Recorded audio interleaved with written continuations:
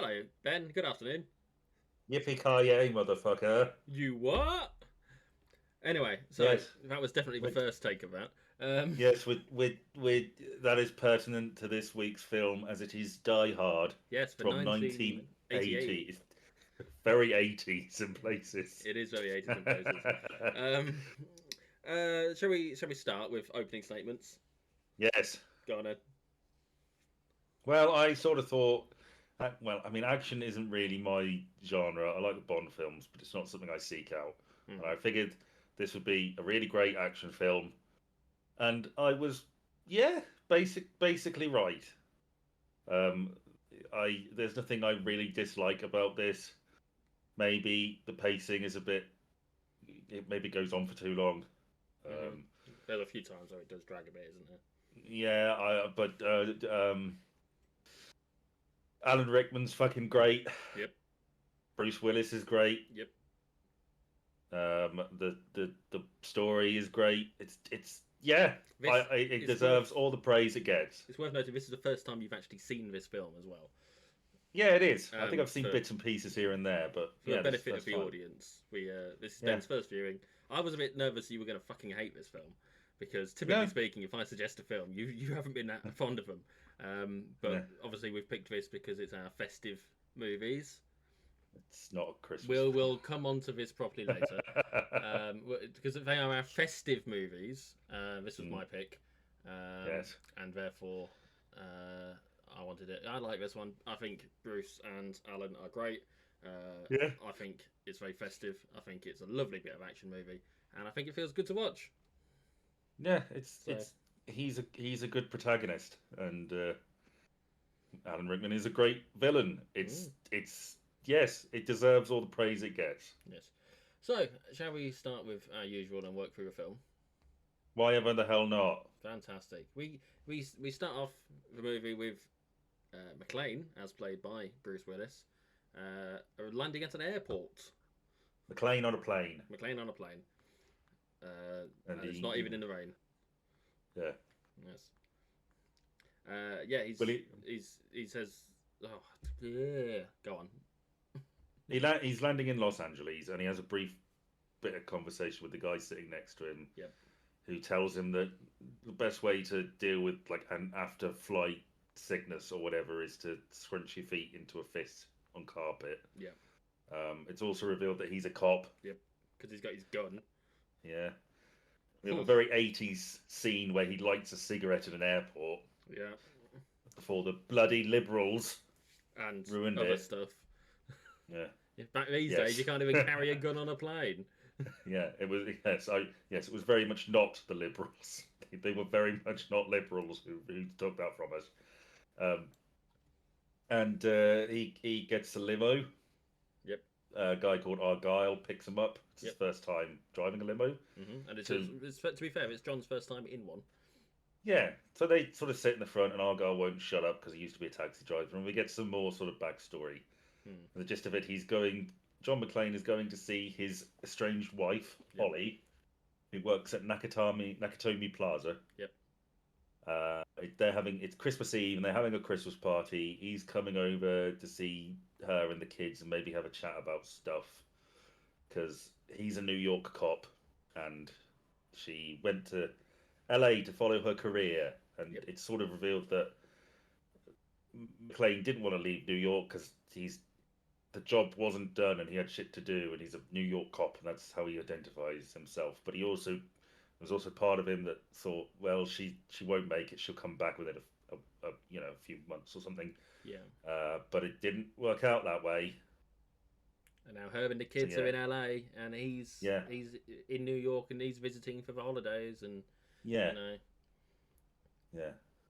um, Um, and it's interesting. I've seen people comment that he didn't even come over for Thanksgiving, is how yes, because that's obviously a fair Thanksgiving is point. only a month before, isn't it? Yeah, it's clear that there's, and we will come on to this when they sort of start talking Mm, again, yeah, which I think is a scene that very clearly demonstrates where they are in this relationship at this present moment. yeah, I'd say so. Um, We do meet Holly briefly Yeah, in the section. yeah. So we cut to the office where there's a party going on. And apparently they've had a good year. It's sort of like a joint celebration because they've had a good year, but it's also end of the year. Yeah. We meet Ellis.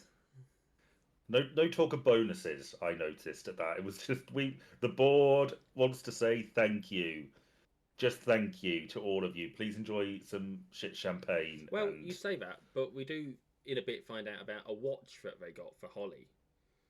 mm, So as a token of appreciation for her, I believe they called it because she's been doing such a all great right. job. So Yeah. maybe other people got things, and Yeah. I don't know. But we meet Ellis, who's sort of hitting on Holly. He was the most 80s man to ever 80s. And she's got the most 80s hair of the 80s as well. Yes. He's very much a yuppie, isn't he? But not really yuppie enough to really feel like a yuppie. Like he's a sleazebag. Yes. He's a Yes, corporate sleaze. he talks generic business bullshit talk later on. Hmm. He's bumping lines of coke left, right, and centre. Yeah. He looks like he would be at home on a trading floor. He's very much a Reagan era businessman. We get a bit where Holly's on the phone at home, like eating, Yes. and Yeah. one of the kids, the daughter Lucy, I believe, asks if Daddy's coming home with her. Yeah. And all the while she's looking at a picture of the family, which at the end of a phone call she slams to face it downwards. I wouldn't say it's slam. Yes. She points it downwards so you can't see it. So that again is Yeah. indicative somewhat of their relationship status at this point. Yes. When he gets there, we find out that she's been using her maiden name as well. Yes, in a great scene where they've got like a side-in screen, and he tries to find Holly McLean. She's not on there, and there's a pause, and then he checks for Holly Gennaro. What is it? Holly Gennaro or Gennaro? Yeah. He doesn't have to say anything, but it's clear. Okay, that's her maiden name. Yeah. He mentions it later to her, but here he doesn't say anything here. Oh, it's funny that in the game, because there is a game of Die Hard, Of course. called Nakatomi Plaza. Of course. He does say aloud, "Oh, maybe she's using her maiden name, Gennaro," so that if you haven't seen the film, to search for that instead of McLean. It's a silly little. Yeah, you have to in that. But Argyle obviously drops him off, and Argyle's a good guy, I think. He's like, have you got somewhere to stay? If not, if it goes wrong here, let me know and I'll get you a hotel, basically. He's doing the proper limo driver sort of experience in that moment where he's like, I'll wait here, give me a shout, I'll get you sorted with a hotel. That's like proper limo driver expectations, not please shut the fuck up. I don't want to talk about my personal life to this person I've not met before. So I we like also Argyle. get to Holly. It's important, I think, to mention just from the perspective of the relationship at this point that Holly mentions to her housekeeper maid person to make up the spare bedroom, and the maid has already done it on a sort of hunch. Which will sort of come up later because now in fact. Oh yeah, because he arrives at the party.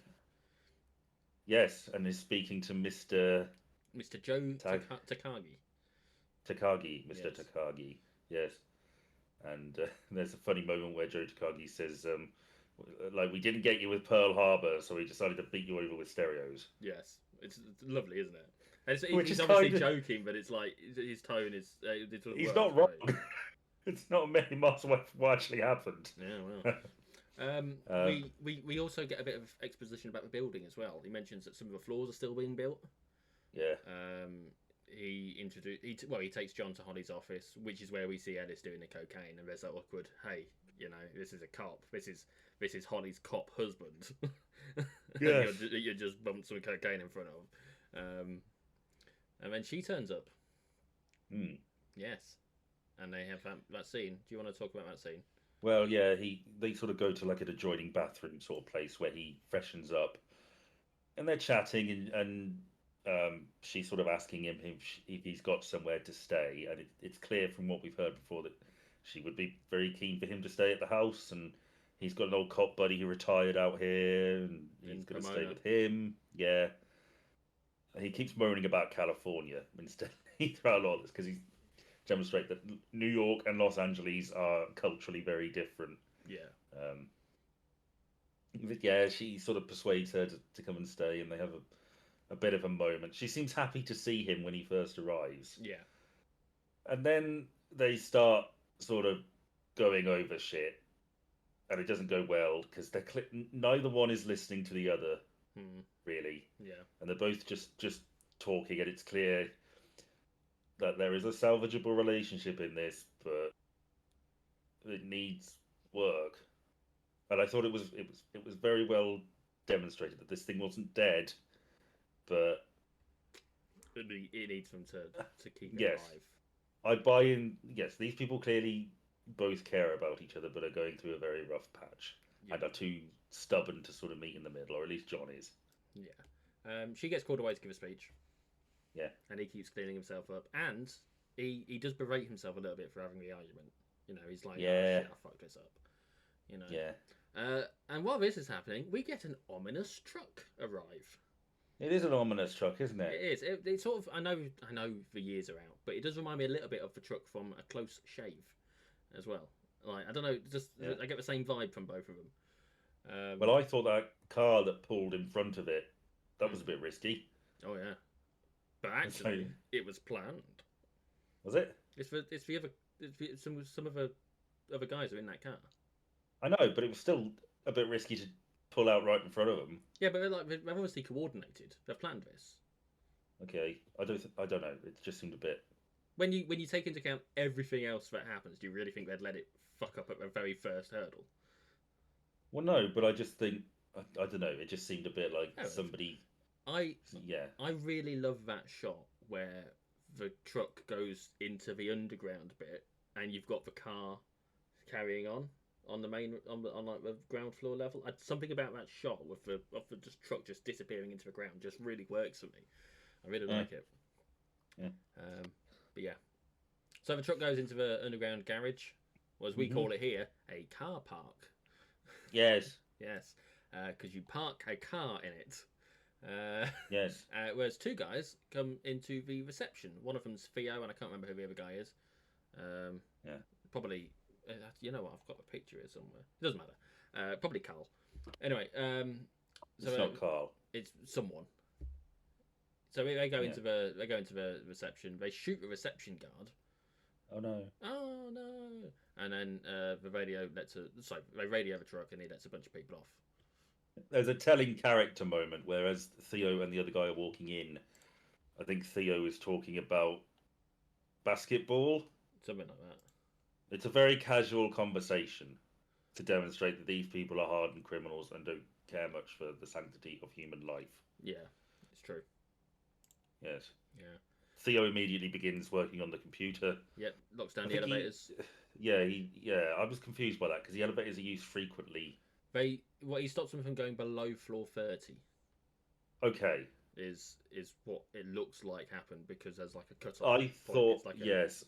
I think my geography of the building was a bit off because that's what I initially thought. But then I was like, all the guests are like on the ground floor or near the ground floor. So no, they're on floor 30 as well. I think my geography of the building was off. But yes, he locks down the lifts and he shuts off the phone lines.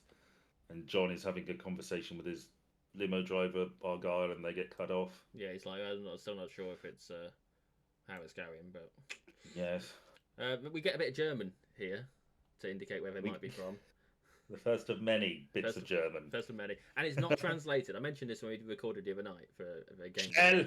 It's none of it's translated on screen. No. I watch with subtitles. I'm sure you do at times as well. And none of it's translated apart from one line later on, which we'll get up to when we do it. But it's nice. Like you don't have to know German to benefit from this film, but it's nice to hear. You get the gist of it. Yeah, it's like if you do know it, you can pick up little bits. It's like maybe not quite on the same scale, but if you know Finnish, I think it is, and you watch The Thing. The Thing, yeah. Like you get the plot right at the start. It's like it's a silly little thing you can. Dog. It's not the dog. It's the thing. It's some kind of thing, yeah. But no. So yeah, the terrorists are the bad guys. I'm going to call them bad guys at this point. Yeah. They cut off the wires and they go to the party, and John's still barefoot in the carpet because that thing works really well. and would you believe it? Guns start going off at the party. Yes. Oh my god. And they drag all the people out of offices. Two of them were clearly fucking canoodling or something. We do see some nudity there, Ben. I hope it didn't offend you. No, and drag them into the main sort of room space. And then Hans, played by Alan Rickman. Just very quickly, John doesn't get dragged out because he hears this, sees a commotion, and dashes into the stairwell before they can get in. So he's, no time to change. He's away. He's just as he was, half dressed, barefoot. Very important that. But yeah, then Hans starts speaking to the hostages. Yes, and he's after Mr. Takagi. Yes. And he lists all. He's clearly done his research. Oh yes. He says he was born in Kyoto, 1932. You know, Stanford Law School, interned here. Yeah. Started working at this company at this date. Made it to CEO. Has 5 kids, and Holly is next to Takagi, and is trying to get him to don't fucking do anything. And eventually, Takagi's like, "Yes, all right, stop this. I am he. I am Spartacus." Yes. I think it's important to acknowledge here the reference to the internment. Because the years were the wartime years, 42 to 43. I know that wasn't the entire length of the war, but he was interred from 42 to 43. And that is a reference, obviously, to Japanese citizens internment camp having been. Is it really? Well, no, yeah, obviously, yeah, but like, you don't get that often referenced, do you, in movies? No, I to be honest, when I heard that, I thought, oh, he was an intern at this place. Well, given he was born in 30, whatever it was, he'd have been 10 at most. Well, the Japanese are an industrious sort. Well, no, but obviously he was over in the US by that point, and war broke out, and obviously you get a load of Japanese people got rounded up and put in camps so they couldn't fuck over the Americans. Yeah, not FDR's finest moment. You know, it's a terrible, terrible situation, and you don't get many references to it in films, especially not back then. So I think it's worth acknowledging that. Well done, Die Hard. Yes, very forward-thinking of you. Yes, and then he gets shot in the face. But we'll get to that because there's a beautiful line, I think, coming up to it. But so he gets taken away. John's in the stairwell, and he's checking. He's looking at the floors. So he's like 32 construction, 33 computers, all that kind of thing. He's keeping track of where everything is. He's panicking as well. He's like, fucking think. Yeah.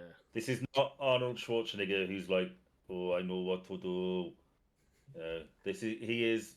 I mean, the point is made constantly. He is just a cop. Yeah. So he's exactly the sort of person who would have enough experience to use a gun and to hold his own. But he is very aware that he's outnumbered. Yes, he is not used to being in situations like this. He often does stuff to get away, like dangling down a lift shaft, and he's like, "This is the dumbest fucking thing. Why am I doing this?" Yeah, which is great. He gets very lucky in this film as well. I think it's important to say that. Like any actual New York cop would probably be dead. This is a movie. Do not replicate this at home, New York cops, if you are watching. Thank you. Yeah. So we get the elevator scene as well with Hans and Takagi, don't we? You're talking about suits.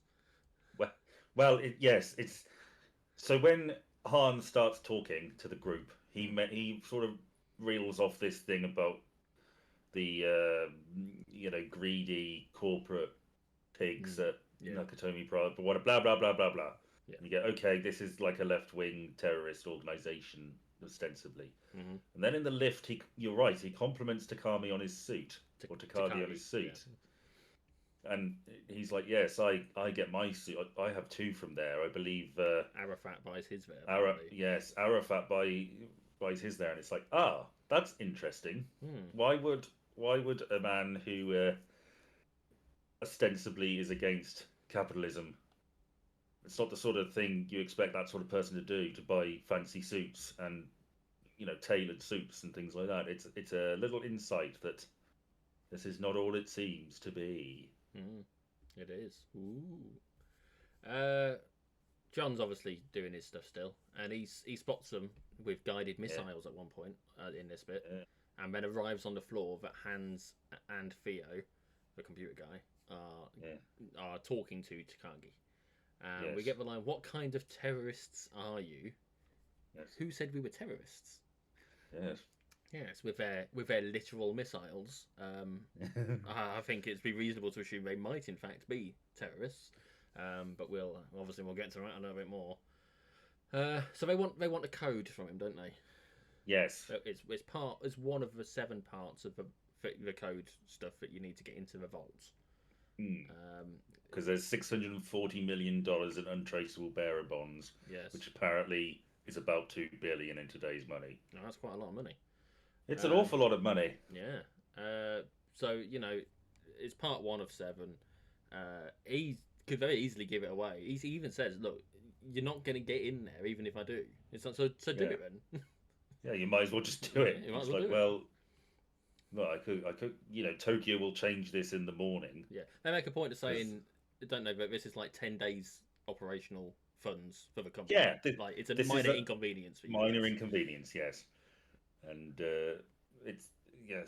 Takagi ain't budging. No, Hunters. I will count to 3. There will not be a 4. Yes, I love that line. I also love that's a very nice suit, Mr. Takagi. It would be a shame to ruin it. Yes. Which is just your typical mobster style. Hey, you got a nice store here. It'd be a shame to ruin it, sort of. I like that something happened to it. Yeah, I like that Hans has no problem whatsoever killing people in situations like this. He gave him a chance. He didn't take it. He shot him. Okay. There's no hesitation there. Yeah, they make the point of saying, "Okay, I guess we're just doing this the hard way. This is not ideal. Whatever, we can get through it regardless." And he shoots him, and then he says, "You can." He says to Theo, "You can break the code, right?" As if, like there was ever a slight bit of doubt there, but maybe. Yes. But yeah, Theo can do it. He needs half an hour. He needs like 2 hours, 2.5 hours for the other 6. But the 7th is the difficult one. Yes. Because it's what is it? It's an electromagnetic seal, and it can't be cut locally. Yeah, we can't cut that locally. And Hans is saying, "Don't worry about it." Yes. So they get through the 6th. I'll worry about the 7th. They get Tony to dispose of the body. Yeah.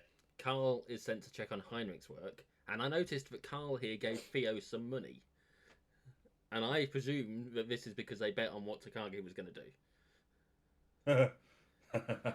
That's kind of funny. Like it only looks like a single bill, but that's how I read that particular bit. He gave him something. It looked like money. I assume they had a bet on the situation, and like you say, that is amusing. We also find out that Uli and Marco are up on the roof, and they're wiring up something that looks like explosives. Yeah. Oh, a lot of stuff going on. This is a well-oiled operation. There's a lot going on here. It's they know what they're doing. They've planned this almost meticulously. As long as no one random is there that shouldn't be there as a fly in an element to fuck things up, all's good. Yeah. Yeah, that's basically the situation, isn't it? Yeah, it's fine. So anyway, John, he's on the construction floor. He's witnessed the Takagi getting shot. He's like, "Oh shit, these guys meaning it business," and he spots a fire alarm. Phones are dead. Oh, actually no. Why didn't I do anything? Yeah, because if you'd done something, you'd have been killed too. Yeah, he looks out the window and he sees that there's a woman on the phone. Yes. In the street opposite, like across in a very 80s looking woman, by the way. And he's putting pieces together here. Obviously, the internal fine line's been cut. It's not like a widespread issue.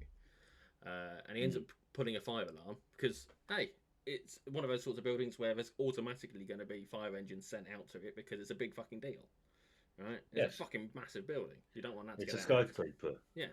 It scrapes the sky. Yeah, it's at least 34 floors. Yeah. But the trouble is, by putting the fire alarm, as in all buildings like that, heck, we've got it at work. You know where the fire alarm was set off. And so they know that he's on floor 32, and they're going to send someone to go trip the alarm. So go and find whoever tripped it. They cancel the alarm, send the fire engines back. John's pissed. He's like, if you get here, I'll even kiss your Dalmatian. He watches the trucks come down the street and then watches them turn around as the message gets to him. Yeah. And it's failed. It did not work. Yeah. And all it's done is actually put him in danger. Yeah, he's just communicated that there is someone loose in this building and told them exactly where he is. Yeah. So one of them turns up, Tony, I believe. Yes. Yes. Um, and he's looking around. John isn't where it looks like he is to us, like based on what where we'd expect him to be. He's moved off camera, so Tony's looking for him, and he hears a saw go off, like a circular saw, because it's one of the construction floors. He goes to investigate it, and what do you know? John gets the drop on him and holds him at gunpoint. Yes. Yes. You won't shoot me. You're a policeman. Policemen have rules. Yeah, that's what my captain keeps telling me. Still doesn't. Still doesn't shoot him though. Gets more comfortable with the idea of killing. Yeah, they have a scuffle, don't they? Yeah. And they fall into a stairwell, and it breaks the terrorist's neck. Yes, which is convenient. He goes through the stuff that he's carrying, and he's got ammunition and a walkie-talkie and a lighter, and he checks his clothes to see if the stuff fits, but the shoes are too small. It's like 7 million terrorists in the world, and I kill the one who has feet smaller than my sister. Yes, we find out the first lock's been broken at this point, as well. Yes. And then we get the infamous elevator scene, which is really fucked up. Yeah, well, absolutely it is. John is having a moment here. This is like slasher villain shit. Yes, he is. Yes. He's put Tony on an office chair in the elevator. He's done some physical stuff so that he can get on top of the elevator. He stopped it partway between floors, climbed on top of it, and carried it on again. And as it opens, we find out that Tony is wearing his sweatshirt has got the words "Now I have a machine gun, ho ho ho" written on it. Ho ho ho. I do love the Rickman delivery of that. Yes. Now I have a machine gun. Ho ho ho. I actually today I ordered myself a sweatshirt with that on it for the Christmas party, just because I love this film, and it's festive. So we also find out that it's Carl's brother that's dead. Yes, he's pissed about it. He's fucking pissed. And Hans is like, "Look, we're not going to alter the plan." And Carl does question here, "What if he does?" Carl ain't just some average goon. He's clever. He knows what he's doing. He's angry. He's pissed off, but he's not. He can put two and two together himself, and I like that about Carl. Because it'd be so easy for them all to be mindless drones, just doing as they're told. But he's a practical man. Maybe one of the flaws I have with this film is that there's basically an army of terrorist goons, and with the exception of about 2 of them, there's not a great deal of personality. Which ones are you thinking of? Theo and Carl. Okay, I feel like Uli's got a bit of personality. Which one is Uli the one who steals the chocolate bar? Yeah, him. Yeah. There's a little something going on there, and it's a nice little. Yes, the bloke on top of the table, which we'll get to shortly, as well. Obviously something about him. There's more to him than just guy with gun. What's his name? Oh, there's so many. It's probably Marco. Yeah, he's one of the guys from the roof. You see my point, though. The guys up on the roof. Considering everything we know about him, it was either Uli, Marco, or Heinrich. There's just a lot of them, and maybe you need them to stand out a bit more. I don't know. Yeah, potentially. Look, I get it. I just, I see more in them than you do, and that's fine. There's nothing wrong with that. I've seen this film a lot more than you. You've watched it literally once. I know. So it's They would stand out for me more if I'd seen it 50 times. But yeah, exactly. So John ends up on the roof with a walkie-talkie, and he's calling for help. Because that's a place to get a signal. It's the best place to get it. We do hear. Obviously, it's a walkie-talkie that all the other guys are using as well. They're all on the same band. Yeah. And so they hear him, and they're like, "Where would be the best place?" Oh, he's on the roof. So they send him to the roof. And we get this channel's reserved for emergency calls only. Remember what his response is? No shit, lady. I'm not ordering a fucking pizza or something. Yeah, no fucking shit, lady. Do I sound like I'm ordering a pizza? Because he's like, look, there's at least one guy dead. There's terrorists here. There's hostages. Fucking send help. And I hope she lost her job. I mean, I hope she at least got reprimanded. Yes. Because let's be honest, it doesn't. There's no part of that sounds like it's not an emergency. She hears gunshots. Yeah. Yeah. And still, it's like, okay, fine. Send I one guess patrol car. we'll send some fat cop who's buying 50 Twinkies for his quote unquote pregnant wife. To be fair, he just happened to be the nearest. I'm with the cashier on this. I don't think this guy's a pregnant wife. I think Al was just loading up on Twinkies and just ended up having to stick to his lie. I think it is possible that he, yeah, I'm inclined to agree. I think the consensus is that probably he may have a pregnant wife at home, but the Twinkies were for him because he makes he repeats the whole thing about having him and his wife are working on their first child Yes. later on, I, and I, I there's no need to defend himself there by having that as an excuse. look, I think logically it's intended that he does have a pregnant wife and he is buying the Twinkies for her, Yeah, but I think they're for him. yeah, and that's fair enough. He knows the ingredients quite well, doesn't he?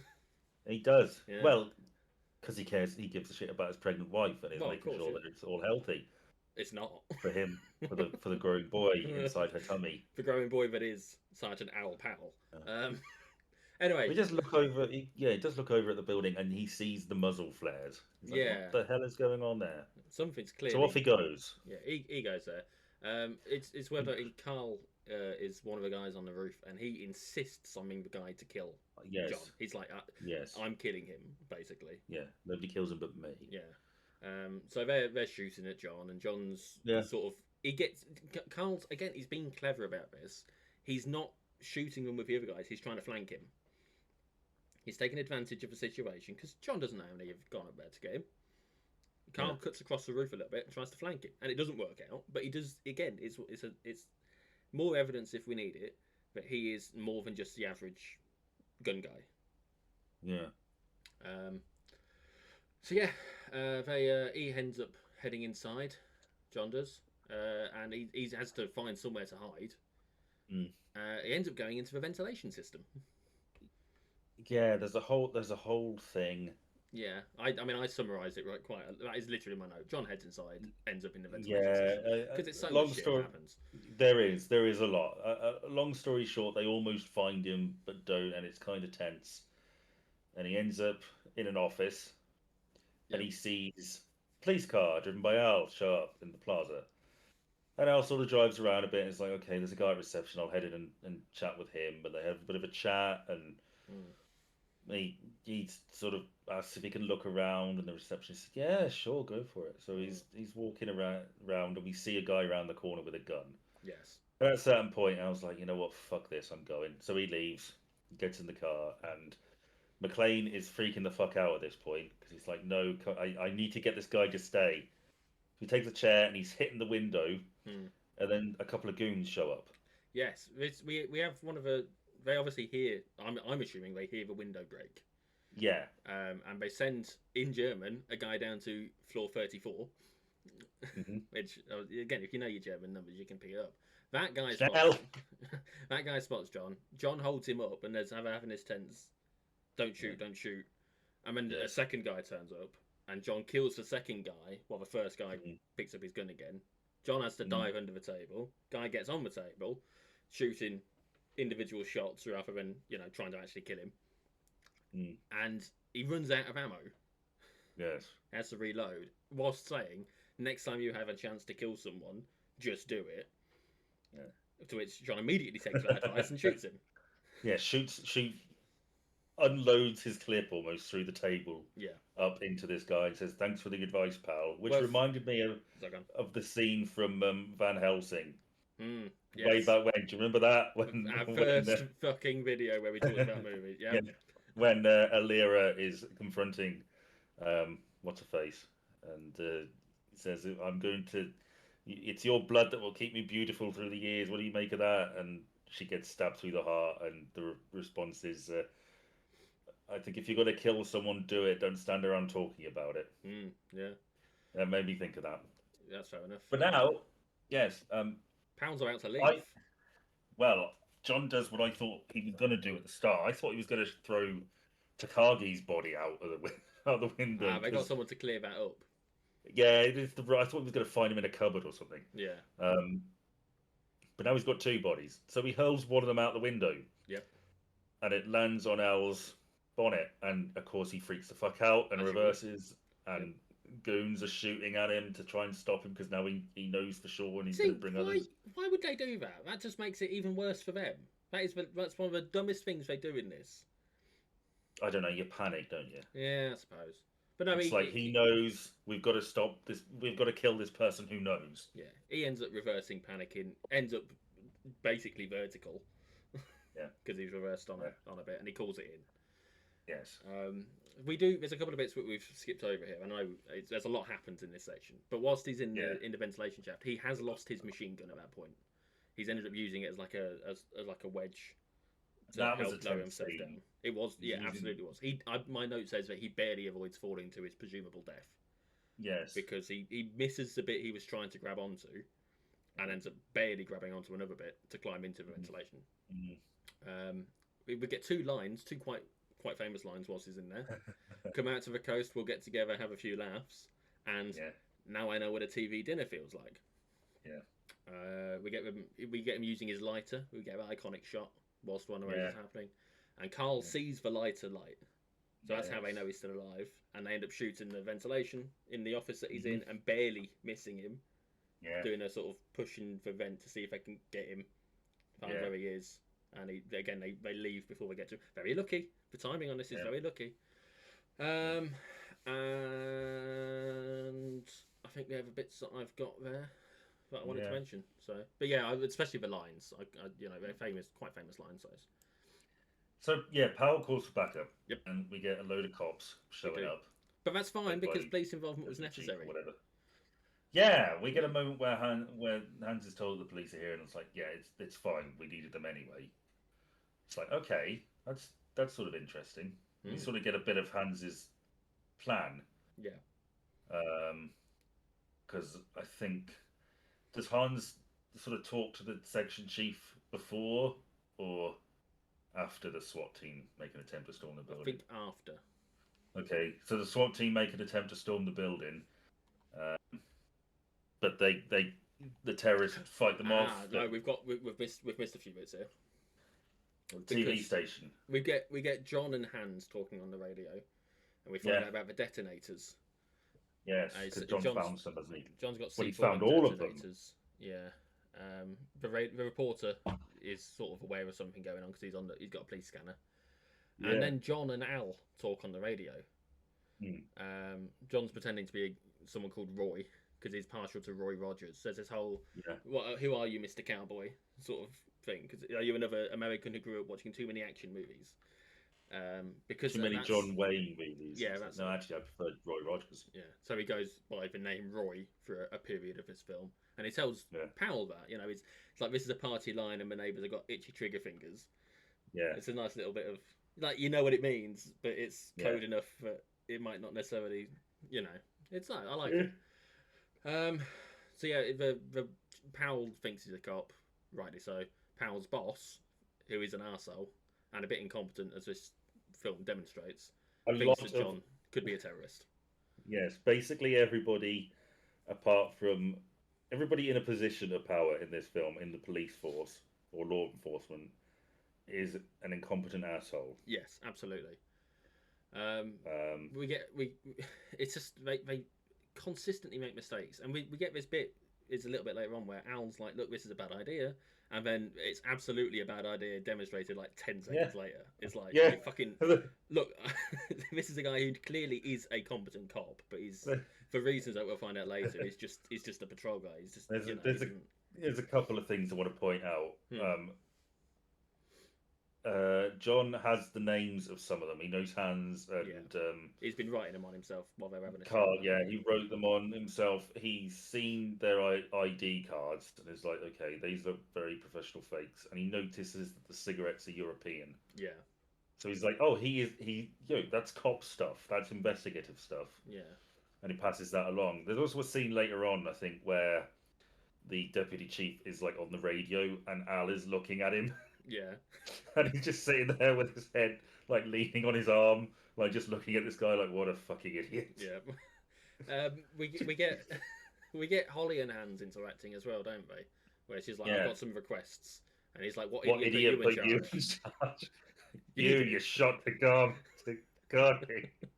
It turns out they're in her office as well, and she notices the photo that's pointing face down, the one from earlier.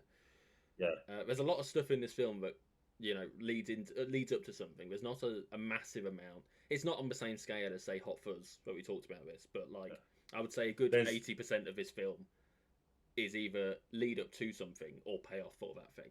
They set things up and pay them off. Yeah. Yes. Which is good in a film. You don't want a lot of wasted stuff. Holly negotiates a sofa for the pregnant lady and bathroom breaks. Yeah. And that's just decent stuff. He's not a complete asshole. We know what his plan is by the end of we're not by this point, but we know what his eventual plan is. He's not a complete asshole, even if he does intend to, spoiler alert, kill them all. Yeah, he has. Yes, why not? It does no harm to move a sofa in and get escort them to the bathroom. Placate them, they'll cause less hassle. Yes. Yeah. Simple as that. It's worth noting that Holly knows it's John. Yeah, she's pretty sure it's John. There's a bit where Carl comes down looking really pissed off and angry. He says, "Oh, John must still be alive. Only he could piss someone off that much." Yeah. We get there's a news report. Obviously, it's broken by now because of the news guy, and they mentioned CB radios, and we get Argyle, who is watching the news, thinking, "Oh shit, I'm here," and then turns the CB radio on because he's got a TV and a CB and all that kind of shit going on. Yeah. So he's now not necessarily part of the action, but he knows what's going on through those lines of communication, and that's I think that's interesting that we keep going to him every now and again. He doesn't do a massive amount, but no, he doesn't. He has one bit later at the end. Yeah. So this is where we get the LAPD trying to go into a building. Powell thinks it's a bad idea, but the boss insists upon it. They get it's the SWAT team. Hans says just injure them. So the terrorists do. They just injure them, apart from the guy in the armored truck who gets blown up. Yes, 'twas the night before Christmas. With a rocket.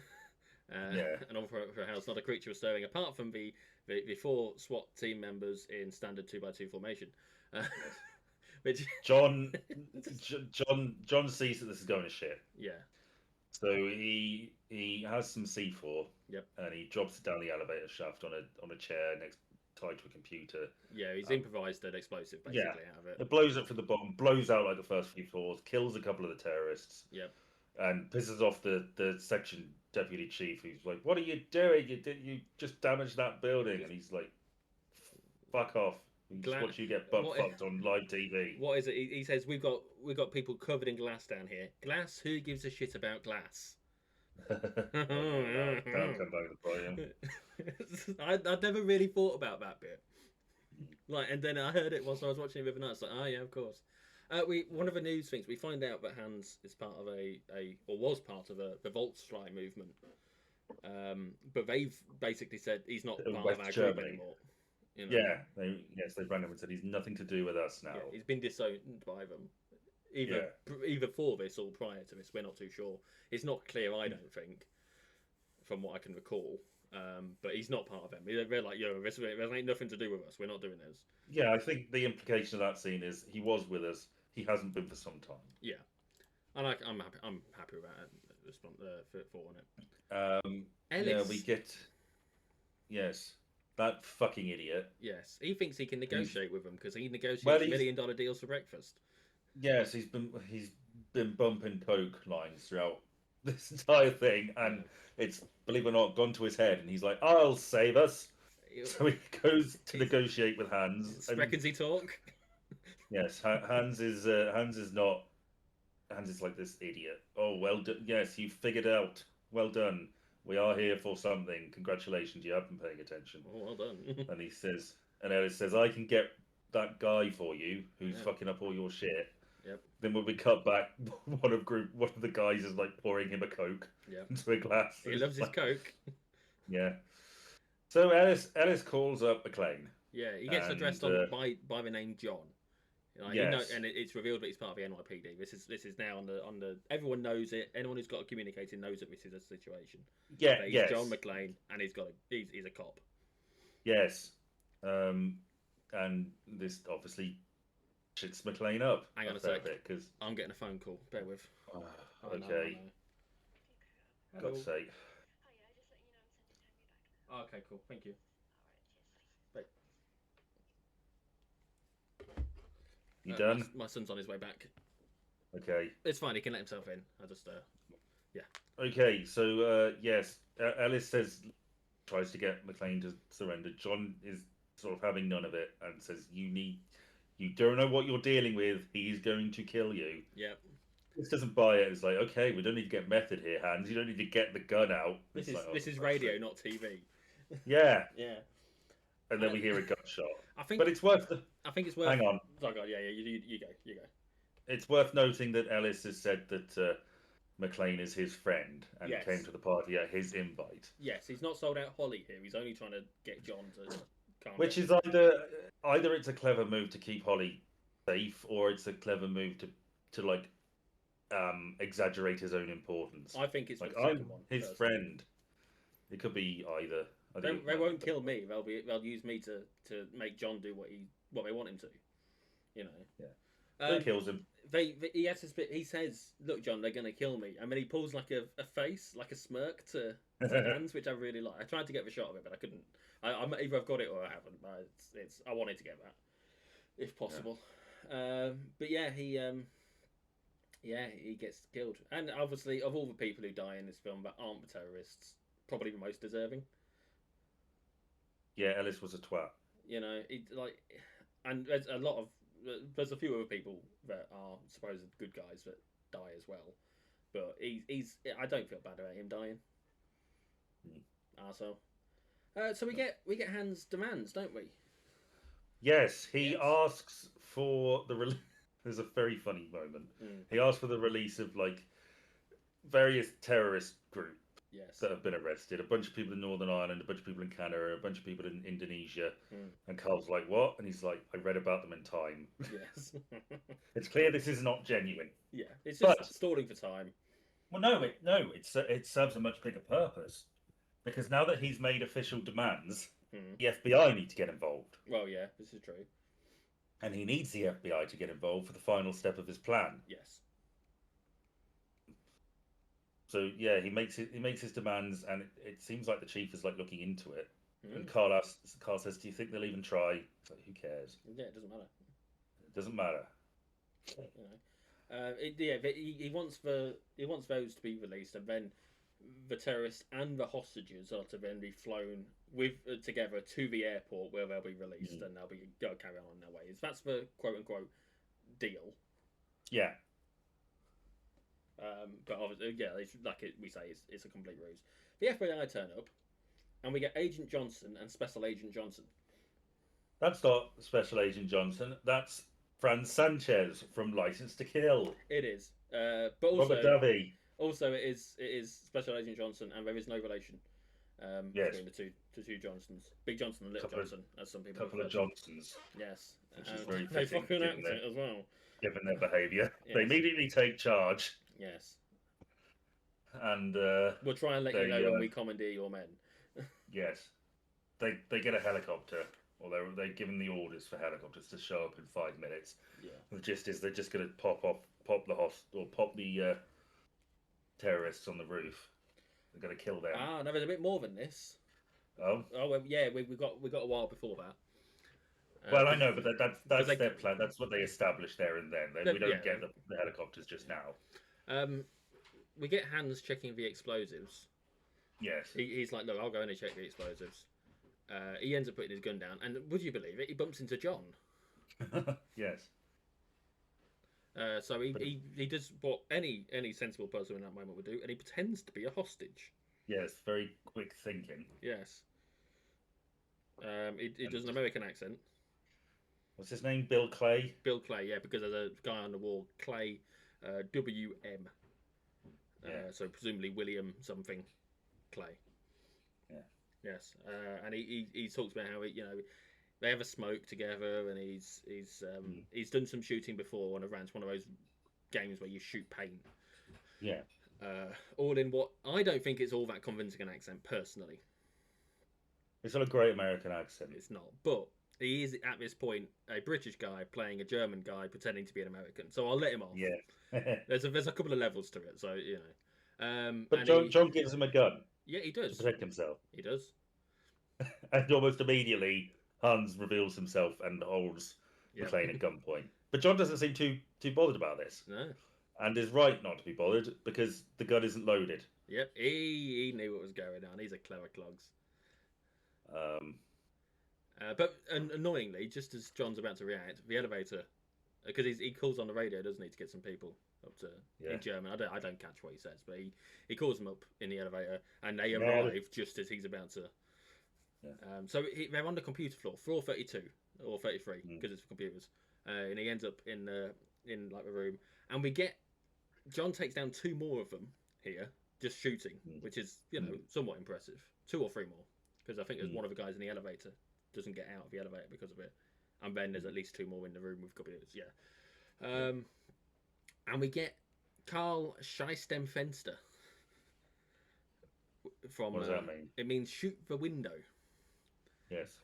Because shoot the glass. Yes, this is the one line that we actually get the English translation for, and actually it's not quite a translation because again, Fenster is window, and technically speaking, it's shoot the window at him, which is why Carl's confused because Carl doesn't really understand what he has to repeat it, doesn't he? And then in English, and that's for our benefit, but it's well, Hans has noticed that McClane isn't wearing shoes. Yes, exactly. But literally, the first shot of him of their meeting is he's jumped down and he's on the floor a little bit, and he's like barefoot, dirty bare feet as well because he's been running about. So he's clever enough to work out, we shoot the glass, it's going to fuck him up a bit, and it does. They shoot it, and he's all bloodied up. But he does get out of there, but crucially drops the detonators. Leaves the detonators, which is what Hans wanted. So Hans has got his detonators. Yeah.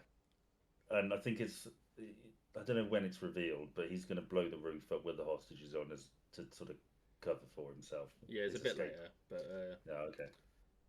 Yeah, by the time they realise what's happened, we'll be earning 9% or whatever it is on. Earning 20% on a beach. On a beach, earning 20%. Yeah.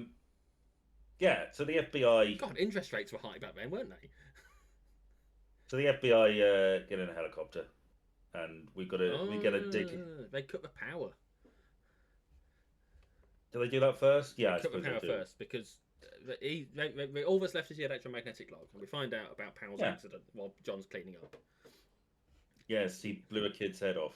Yeah, he shot a kid in the face 11 times. Yeah, he had a ray gun, and it was it's LA, and even the black cops are shooting black kids. In all fairness. He makes a point of saying, they teach you everything in the academy apart from how to live with a mistake. And this is obviously a guy who, in the circumstances, it sounds like there was reasonable confusion as to what was happening. I don't know. I mean, he said that it was dark and the kid had a ray gun and it looked like a real gun. And instinct took over and he did it. And, this is a man who is obviously, by the fact that he does the job that he does, is haunted by this fucking mistake that he's made. He's not fired a gun since. This isn't some cop who's like, yeah, fuck, this shit happens. This has fucked up my mental state to the point of I probably shouldn't even be in this job anymore. Well, why is he? Because he's a desk jockey. He shot a kid. Yeah, and he fucking hates how the fuck? That was so stupid. No, I look. It's not good to shoot children, but given the circumstances, this is a good cop. Yeah. Like this isn't one of these guys who's happy to do it again. He's taken himself off the street for the most part.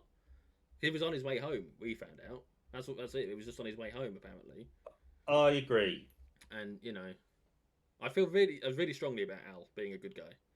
Well, we do get a good bit of back and forth between him and John while John is cleaning his feet up, which are bloody to fuck. They've got a pool on him, haven't they? And he's like, John says, put me down for 20, I'm good for it. What are the odds? I'm not going to tell you that. But yeah. Yes. The FBI... You're right. Sorry, go on. They cut the power. They talk to the engineers and sort of force them into doing it. Yep. And because they have to cut down the entire section of the city, which is like 10 blocks or something, 2 blocks. On Christmas Eve? Yeah, it's a whole big deal. You're right, it's his ass on the line. It's exactly what Hans wants, because, as you said, Theo has gotten through the first 6 locks, and now we've just got the electromagnetic one. Mm-hmm. They can't cut it locally, so it needs to be cut by a wider grid. Theo says, we need a miracle, and Hans says, you asked for a miracle, I have given you one. And the FBI shut down the power, and the door opens, and they get into the vault, and we get it to Christmas music. What is Ode to it? Joy. Ode to Joy. It's a great scene. There's two bits about this that I really love. A little bit earlier on, we have Relax Theo. It's Christmas. It's the time for miracles. But we also, the FBI at this point are happy to themselves, thinking that that's going to have rattled them. Yeah. You know, they're going to be shitting themselves up there. And it's like, actually, they're fucking not. Because it's a great plan. Yeah. Because it's based entirely around police procedure. Yeah. Hans knows that if the cops show up and are given demands that they're going to have to knock it up to the FBI, this is how the FBI handle terrorist situations, by shutting down the power.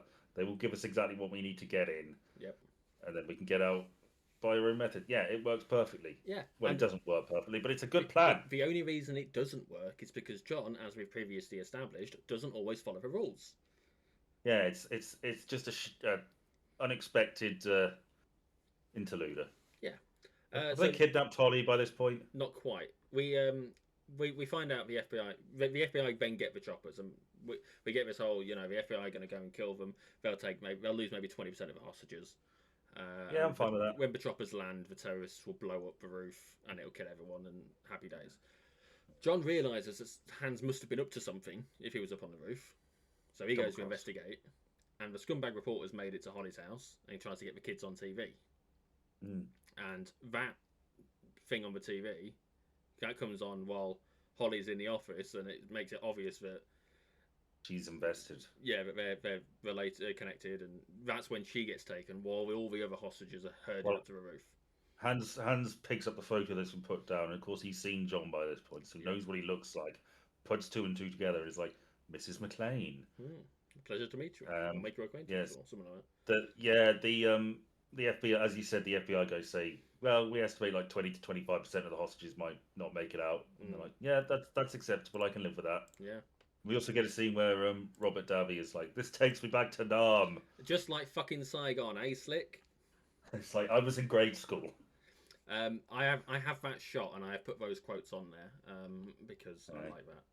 I've done a bit of editing actually for this one, actual image adjustment. There's mostly text, but I've done stuff. Put a lot of work into it, more than normal. Okay. So yeah.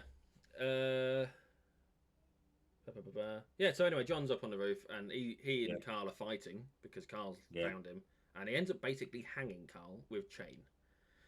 Yes. Yeah, so, you know, that's a bit brutal. It's really fucked up where McLean's like, I wonder if you'll squeal like your brother did. Yeah. Well, I mean, he's been put on edge at this point. He's expected to have died a few times, I should think, by now. And he's been through a lot. It's been a rough few hours. You know, for everyone involved, even us. At times. Yeah. But we did forget to mention that, sorry, going way back when the SWAT team break in and we got the two guys sort of setting up. And one of them is by the newsstand. Yeah, Uli. And Uli steals like a chocolate bar. Yeah, it's a Hershey bar, I think. A Hershey bar. I've got that shot as well.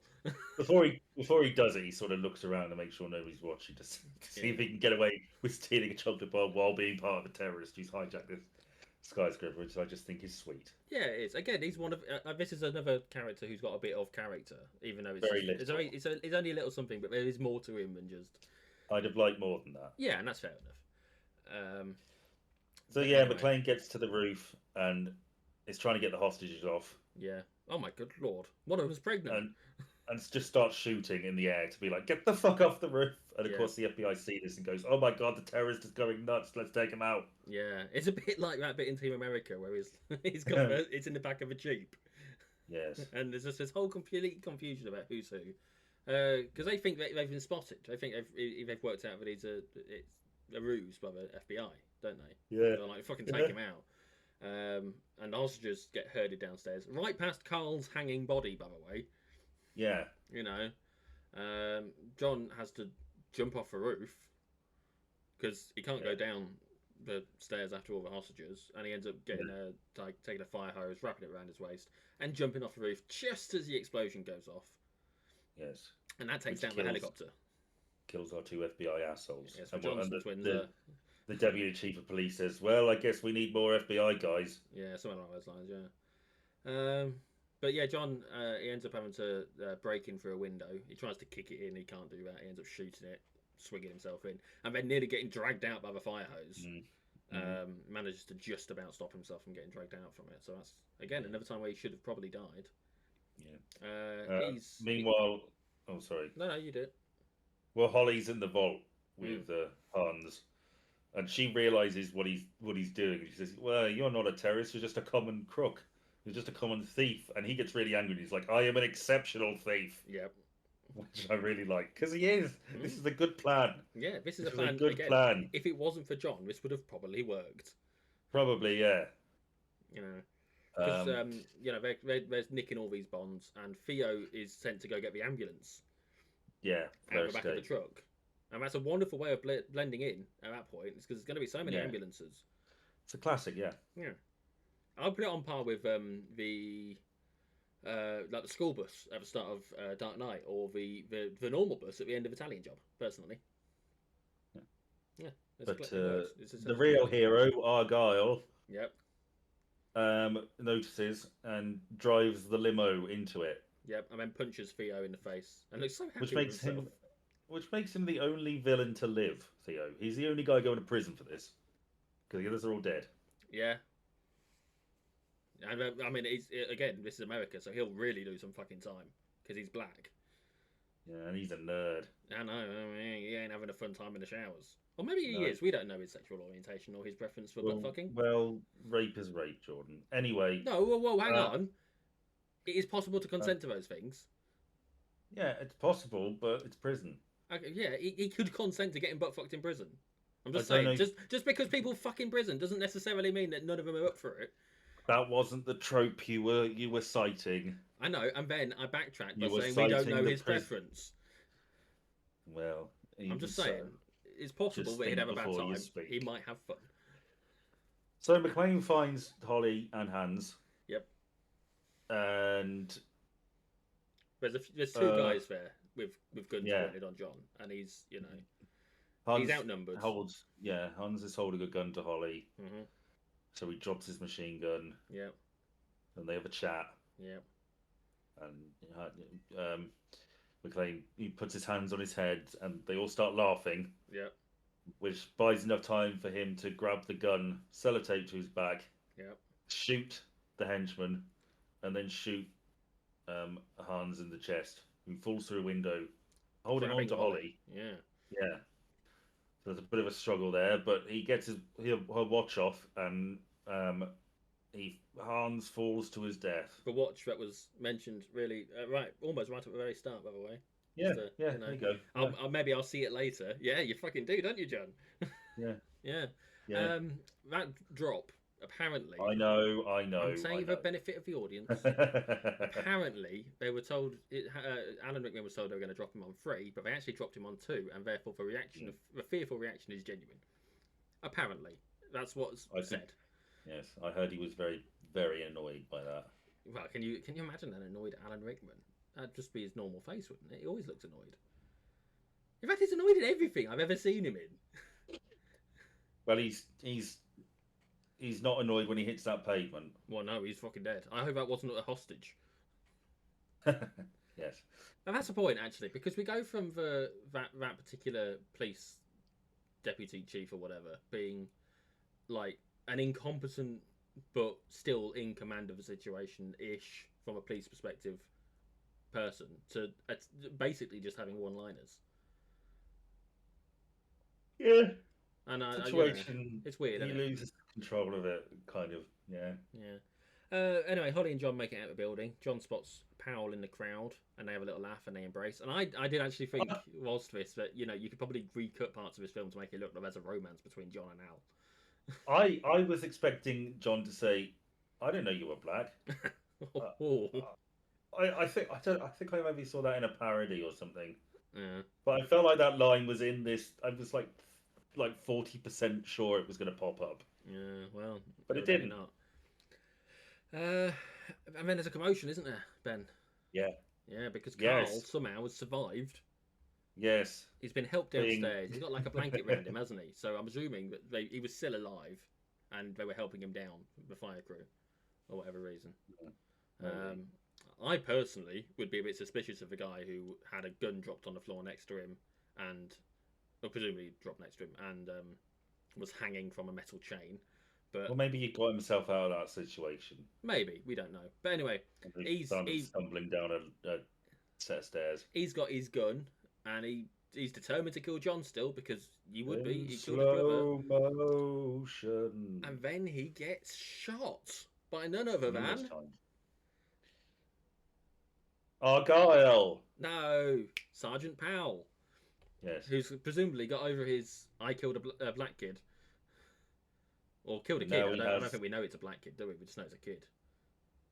And now he has. Well, he's still a police officer. I think he was a black kid, but now he has the bloodlust. Yeah, he's done it once. He'll do it again, because Argyle crashes through the barriers because it's from the garage, and he's immediately points a gun at it. Yeah. His son's like, no, he's with me. It's with me. It's a good end to Powell's arc. It's a very basic arc. He's killed a kid. He doesn't really want to use his gun again. He uses his gun to stop the bad guy at the end, and is therefore implied to have moved past his trauma substantially. Yes. This is a man who, in the moment where he needed to, he got past the trauma that was holding him back from being the guy he was before. Yeah. Holly punches the news reporter. Yeah, rightly so. Yeah. Argyle lets him in the limo, and they drive off to, we assume, Holly's place. But I would suspect a hospital would be much better. Yes, they drive off to pastures new. They do. So all in all, good film. Off into the sunset. Yeah, it's good. Wouldn't it be sunrise? Sunrise, whatever. Because it's like, I don't care. It's an overnight film, Benders. I don't care. But it's a good film. We're happy about that. Yeah? Yes. Would you watch it again? Liked it. Yeah. Yeah. I don't mean like now. I'm not saying let's go watch it or whatever. But I have it on the background while I was doing something else, I suppose. If it was on TV, I wouldn't change the channel. It's pretty cool. Yeah. Give it a few years, then maybe intently watch it again. Yeah. Yeah, that's fair enough. What more could you want from a film, really? What could you realistically want from a film? Well, I could want to watch it like right now and be really into it. That's a bit much. And love it. That's a bit much, I think. Be finding new things with every rewatch that make me love it even more. Well, maybe when you intently watch it again in a few years' time, you may indeed see more stuff. Maybe. As I have. In fact, actually, there was one bit I missed. I meant to mention the German stuff again. When Powell is the only guy to turn up, he's doing his little investigation sweep just before he goes into the building. Yeah. They say "nur ein Mann," and they have a little laugh. No one's here. No. Only one man. So they know that police have sent someone, but the terrorists are like, only one man. I think I picked that up before, yeah. Yeah, it's just a silly little... Again, it's just something silly that if you don't know you're German, you might not necessarily notice. But, yeah, it's all those words are covered by the stuff I've learned, thankfully. So, because ich spreche nur ein bisschen Deutsch, you see. I only speak a little German. Anyway, so yes, that's Die Hard. I like it. Not a Christmas film. Well, you see, that's interesting because I was deliberately not mentioning it right up until this point because I want to do this separate as well. I'll have it as part of the main bit, but I want to keep it as a separate little bit. I fall on the side of it is a Christmas film, and you fall on the side of it isn't. Having now watched it, I feel like your opinion has more weight to it. I disagree, but what is your reasoning? It's not a Christmas film because the only connection to Christmas is that it is set at Christmas. You could set this at any other time of year and it would still basically be fine. Okay. It was released during the summer. Okay, that's fine. I can understand those arguments. I believe that it is a Christmas film because of the themes of family and reconciliation between loved ones. The fact that it is an action movie does not cancel that out. It is set at Christmas time, much in the way other beloved Christmas films are. Like, for example, do you consider Home Alone to be a Christmas film? Yeah. Why? Because Christmas is a bigger part of that film than this one. They went away for Christmas. They could have gone on any regular holiday. Yes, they could have, but this is set very much at Christmas. Christmas is a big part of it. The discussions around Christmas. This film, it could have been of a festive season. It could have been Thanksgiving. It could have been a birthday. It could have been a wedding anniversary. It could have been any of that shit. It wasn't. It was a Christmas setting, and therefore, if you consider Home Alone a Christmas film, you should consider this a Christmas film. No. That's the way I see it, you can either have neither of them or both of them. There is no middle ground there. I don't think. And there's no justifiable middle ground. Well, that's bullshit. I don't care. This isn't a Christmas film. You can watch it at Christmas. It's fine if you want to watch it at Christmas, but I don't really consider it a Christmas film. There's a James Bond film set in Christmas time. That's not a Christmas film. Well, it depends what there's a scene with them. Yeah, I think you're overstating the themes. What the whole point of John being there is as part of a reconciliation or attempt to reconcile with his wife. Yeah, that's the inciting incident. Like he's going through the film with that as his main purpose. His main purpose is to survive. Okay, you're exaggerating these themes. No, the core premise for him being there is to reconcile with his wife, and it's at Christmas. Reconciling with his wife at Christmas. That's the inciting incident. Exactly. That's not the incite. Yeah, but that's not a main theme of that. Okay. But it is though. It's a fucking point of the film. No, it's not, you idiot. Yeah, it is. It's the only reason John is there, and therefore the only reason we have a fucking movie. He's shooting terrorists, you dick. It's not about. It's the point. This film is not about. It's not about him reconciling with his wife. If you were describing the plot of Die Hard, you would not describe it as a man goes to reconcile with his wife. You would say John McClane is fighting terrorists. I would say that a man is who in an attempt to reconcile with his wife, ends up thwarting a terrorist act, and successfully, at least until the sequel, reconciling with his wife. I don't care anymore. That's fine. You don't have to. But I think you're just being a stubborn prick. I think you're just. I think you're just doing that thing where you try and be different and interesting. No, honestly. Die Hard's a Christmas film. It's pronounced Squan. Look, genuinely, this isn't me just trying to be awkward, me trying to be weird, me trying to fit into a niche. I genuinely believe that the themes around this film justify it being classified as a Christmas film. And I feel like there are enough other Christmas films that we don't question that could very easily not have been Christmas based, that we let have a pass, and Home Alone is a perfect example of that.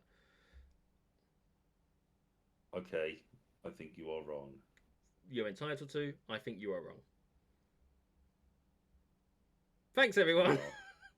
Bye. No, hang on, we haven't. Oh wait, no shit, I forgot. What's next? Well, it's funny.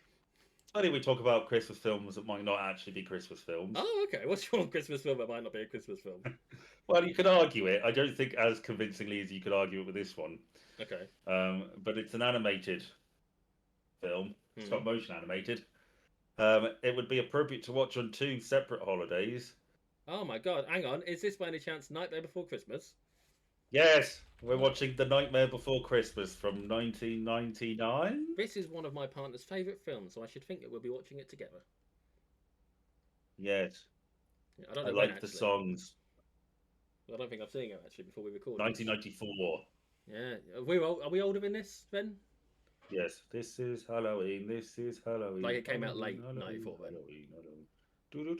Yes. Okay. So yes, join us for that next week. Yeah. Bye, I guess. Bye.